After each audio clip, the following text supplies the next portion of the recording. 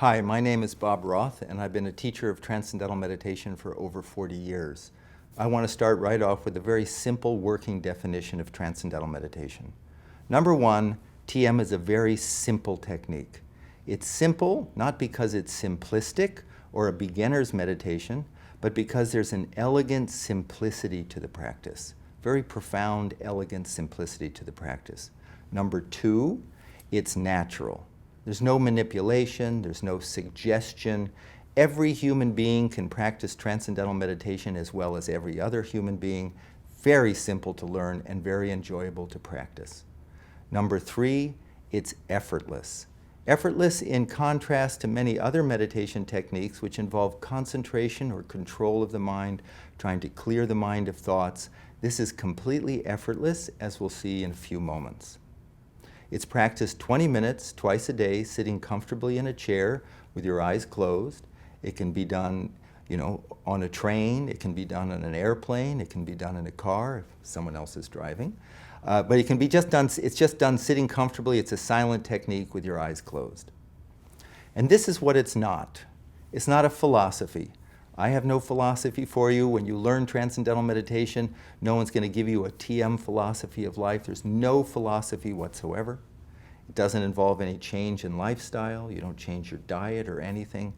And the third thing is there's nothing to believe in. I want to emphasize that because sometimes people think, oh, when I learn to meditate, I have to believe in it for it to work. You can be 100% skeptical and the technique works just as well, the benefits are just as profound, as if you went into this thing thinking, oh, I believe in meditation, it's going to work. So there's no belief whatsoever. So to understand what Transcendental Meditation is, and to understand how it compares to other forms of meditation or self-development, I like to use the metaphor or the analogy of an ocean. You're on a small boat, you're in the middle of the ocean, out in the middle of the ocean, and all of a sudden you get these huge swells, these huge 40, 60-foot high waves, and you could think, oh my God, the whole ocean is in upheaval.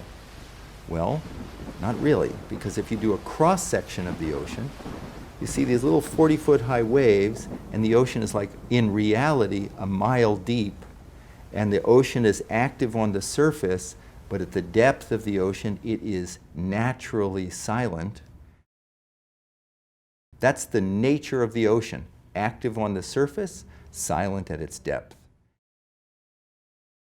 And the analogy is our mind. The surface of our mind is the active thinking mind. All the things that we're thinking about all during the day. It's like the waves on the surface of the ocean. And I like to call it the gotta mind. I gotta do this, and I gotta do that, and I gotta call him, and I gotta call her, and I gotta make a list, and I gotta find the list, and I gotta make a new list, and I gotta get going, and I gotta slow down, and I gotta get to sleep, and I gotta wake up. I'm sure everybody's had a gotta mind at some point.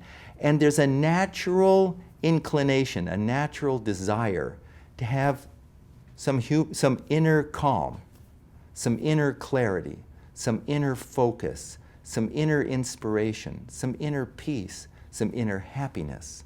Natural. And the operative word there is inner. And the question is, where is that inner, and how do we get there? Deep within every human being, deep within all of us, is a level of the mind that is already calm, already settled, already wide awake. The ancient meditation texts use very big words. They say it's a source of our unbounded creativity, unbounded intelligence, happiness, focus, clarity. It's there. It was there. If it's there, it was there yesterday. It's there right now. It'll be there tomorrow. We've just lost access to it. We're stuck up here. We're stuck up on the surface gotta level.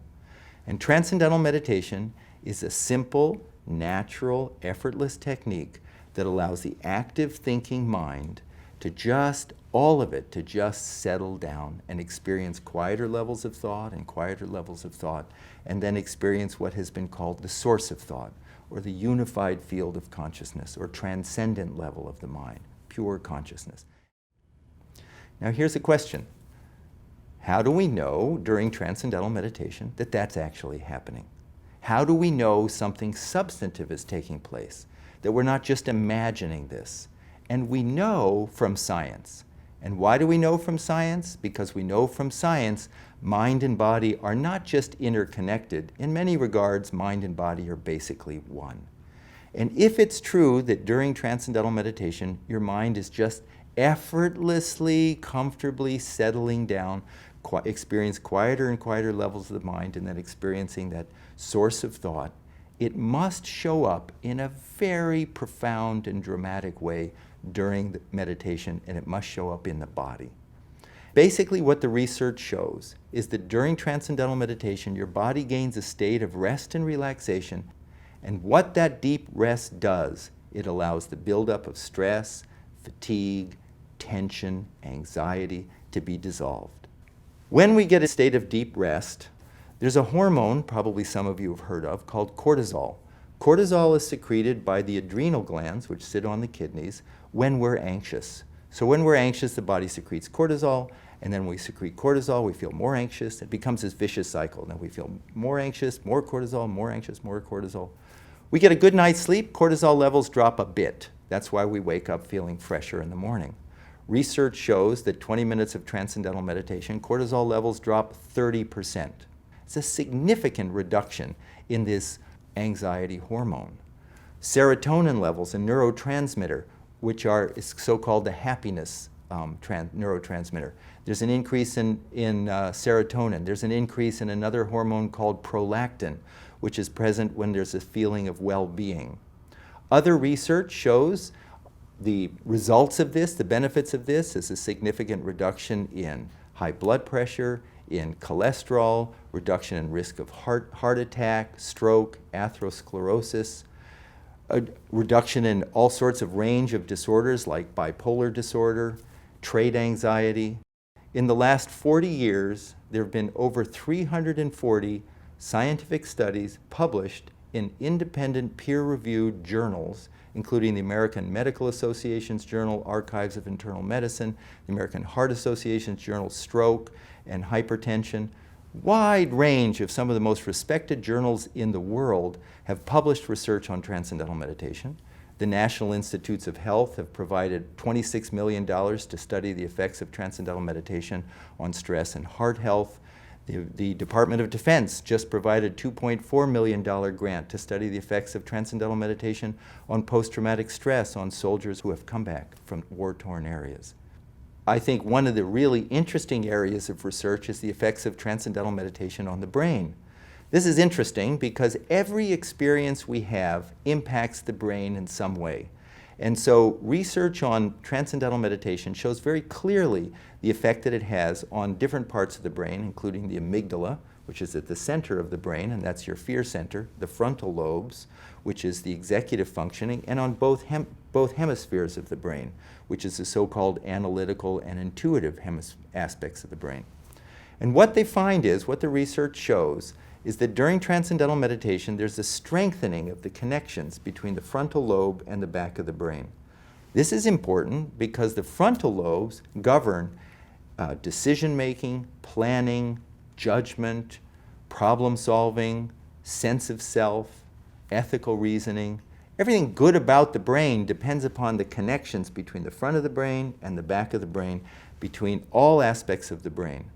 And stress rips apart, you could say, as if takes the frontal lobes offline. That's why, does a stressed person have good judgment? Does a stressed person solve problems, plan well? No, because the frontal lobe goes offline. During transcendental meditation, those connections are strengthened.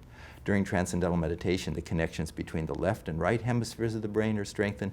All parts of the brain connect together during TM. And because of something called neuroplasticity, those connections that we have in meditation last in daily life. And that's why people report that they think more clearly, that they make better decisions, they solve problems better.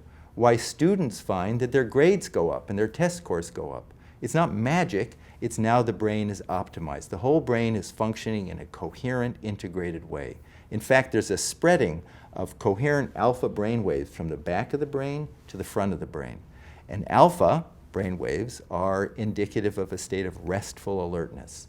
And that's what Transcendental Meditation produces, a state of restful alertness. Now the big question is, how do you get there? How do you go from the active thinking, gotta level of the mind to these quieter and quieter and quieter levels to that source of thought? And how do you get there effortlessly? It's there right now. We don't have to muscle it. We don't have to believe in it. We don't have to clear our mind of thoughts. That's trying to stop the waves on the surface. We're accessing a level of our mind that's already calm.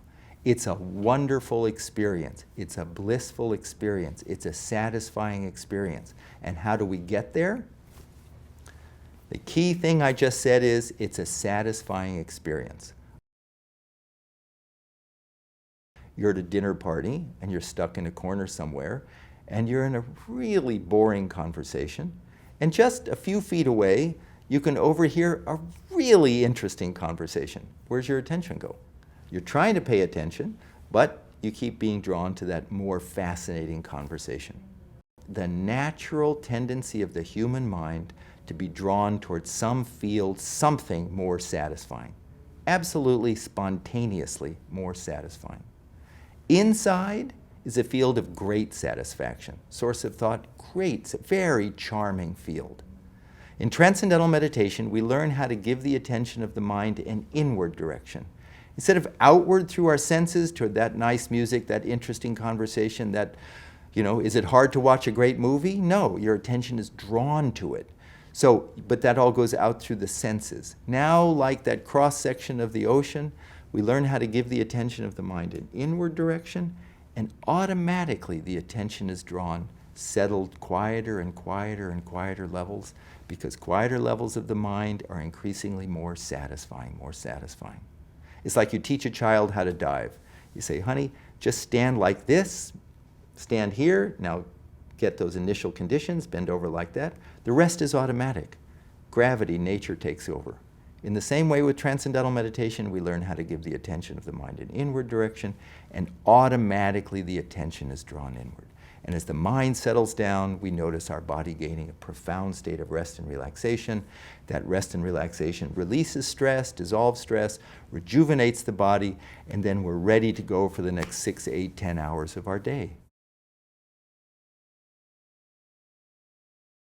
So for the attention of the mind to settle down effortlessly in Transcendental Meditation, we use a mantra. A mantra is a word or a sound that's used silently. That's number one, that has no meaning. If it had a meaning, then we're stuck on the surface. What does that mean? What does that mean? The intellect kicks in. It's also a word or a sound, used silently, that is positive. It's known to be positive, life-supporting. It's a good sound for the mind to settle down. It's a sound, a mantra has been used for thousands and thousands of years for just this purpose. Transcendental Meditation is always taught one-to-one by a trained, certified teacher of TM. I need to emphasize that. This isn't Transcendental Meditation is not a mass meditation. It's not something you learn out of a book, not something you get from a tape. The technique is taught over 4 consecutive days of about an hour to an hour and a half a day over 4 consecutive days. And the first day, always one-to-one with a trained teacher of Transcendental Meditation, certified teacher. And at that time, what you learn from your teacher is you're given a sound, the proper mantra, proper vehicle for you to settle down, and you're taught how to use it properly. Both things are absolutely essential. This meditation dates back thousands and thousands and thousands and thousands of years.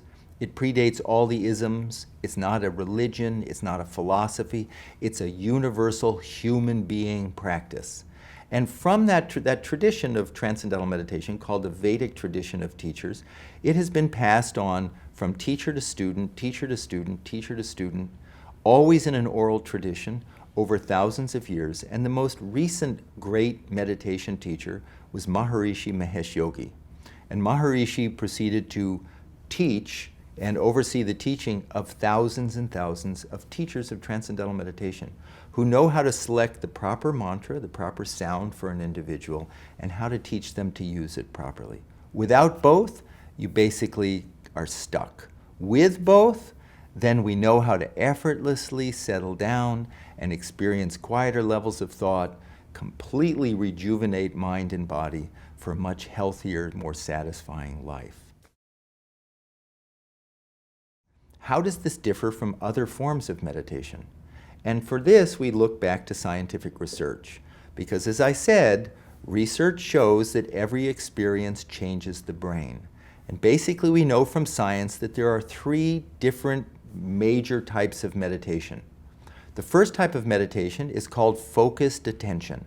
And focused attention is something like Zazen meditation or Vipassana meditation, any meditation that involves some concentration or control of the mind, trying to clear your mind of thought, trying to concentrate on your breath.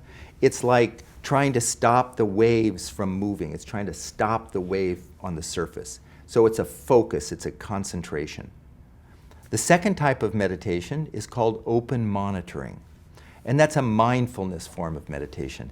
And that's really how to emotionally disengage and just observe and be present and mindful of your environment or mindful of your thoughts. And that would just be like observing the rise and fall of the waves on the surface of your mind. Transcendental meditation does not involve any concentration, and it's not just an observational tool. It's an actual technique called automatic self-transcending, which allows the active thinking mind to experience quieter and quieter levels of thought, and then transcend thought and experience the self, experience our own unbounded nature. I'm a very skeptical person by nature, and when I heard about Transcendental Meditation, when I attended an introductory lecture 45 years ago, at the end of the talk, I asked the teacher, how much of this do I have to believe in for it to work? Because I didn't want to have to believe in anything. And the teacher told me that I could be 100% skeptical and the technique would work just fine. Now, she didn't have a cell phone, but she did have a pen, and she said, you don't have to believe in gravity. As a matter of fact, you can think Newton's laws of gravity is a complete joke. But if you drop, in this case, a cell phone, the phone falls. In the same way, we don't have to believe in anything to practice transcendental meditation and to gain the benefits. And that's because we are hardwired for the experience. It is a mechanism, it's who we are. Transcendental meditation is just a simple, natural, effortless technique to give access to that calm, silent level of the mind that is always there, but is overshadowed because of the constant noise, crazy of the day. So there's no change in lifestyle, there's nothing to believe in, there's no philosophy. It's just a simple, natural, effortless technique that once learned, you carry with you for the rest of your life.